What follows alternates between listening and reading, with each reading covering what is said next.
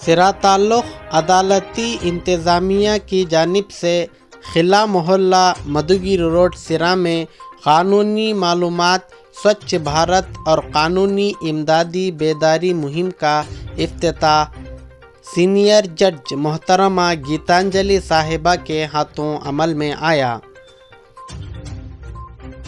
इसी मौके पर बेगम मोहल्ला वार्ड नंबर 19 के काउंसिलर और रियासती अक़लियती KPCC नाइब सदर जनाब अब्दुल्ला खान साहब ने इस इजलास में शिरकत फरमा कर अपने ख़यालात का इजहार करते हुए कहा कि क़ानूनी मालूमाती बेदारी मुहिम की बेहद ज़रूरत है।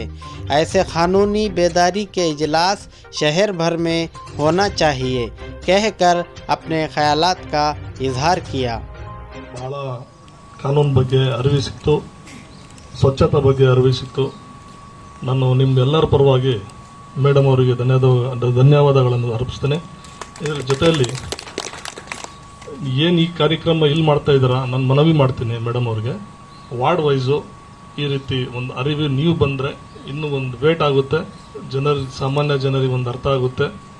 ನನ್ನ ವಾರ್ಡಿಂದಾನೇ ನಾನು ಶುರು ಮಾಡ್ತೀನಿ, ಒಳ್ಳೆ ಕಾರ್ಯಕ್ರಮ ಮಾಡ್ತೀನಿ, ಹೆಂಗಸರಿಗೆ ಮಾತ್ರ ಸೇರಿಸ್ತೀನಿ. ನೀವು ಬಂದು ನಮ್ಮ ಕಾರ್ಯಕ್ರಮಕ್ಕೆ ಪಾರ್ಟಿಸಿಪೇಟ್ ಮಾಡಬೇಕು, ಒಂದು ನಮಗೆ ಡೇಟ್ ಕೊಡಬೇಕು, ಟೈಮ್ ಕೊಡಬೇಕು ಅಂತ ಈ ಸಂದರ್ಭದಲ್ಲಿ ಮನವಿ ಮಾಡ್ತಾ ನಾನು ಮಾತು ಮುಗಿಸ್ತೀನಿ. ಜೈ ಹಿಂದ್, ಜೈ ಕರ್ನಾಟಕ.